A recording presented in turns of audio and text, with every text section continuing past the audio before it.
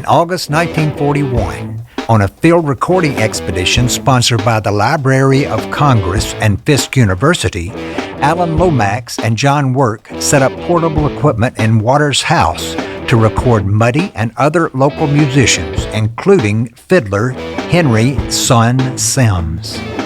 Lomax returned with Louis Jones in 1942 for a second series of recordings. Two of Waters' recordings, Burr Clover Farm Blues and Burr Clover Blues, paid tribute to the plantation owner Colonel William Howard Stovall and his crop. The Stovalls, one of the Delta's most successful cotton farming families, were pioneers of agricultural technology, and Colonel Stovall invented the Burr Clover seed harvester in 1935. Waters told Lomax that he wrote Burr Clover Blues at Stovall's request.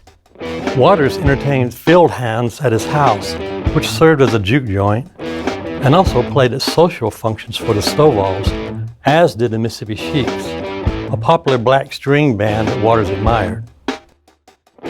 Waters' cousin, the Reverend Willie Morganfield, was born on the Stovall plantation and turned down offers to sing the blues and devoted his talents to the church, becoming a popular gospel recording artist in the 1960s. He was the pastor at Belle Grove Missionary Baptist Church in Clarksdale, Mississippi.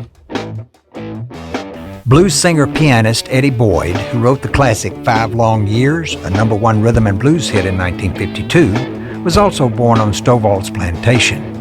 Stovall resident and blues bassist David Pecan Porter later lived in the house that Muddy Waters had earlier occupied. Porter was active on the Clarksdale blues scene from the 1960s through the 1990s. Only in the 1980s, after the vacant house was in disrepair, the tourists began visiting it as a Muddy Waters shrine. In 1987, Billy Gibbons of the rock group ZZ Top had Muddy Wood guitars crafted from the planks of the house. ZZ Top used the guitars to promote a fundraising drive for the Delta Blues Museum. Looking to continue your journey on the Mississippi Blues Trail? Just head 7 miles south to Clarksdale, Mississippi, where you will find over a dozen markers, including the Delta Blues Museum, Big Jack Johnson, and Sam Cooke, to name a few.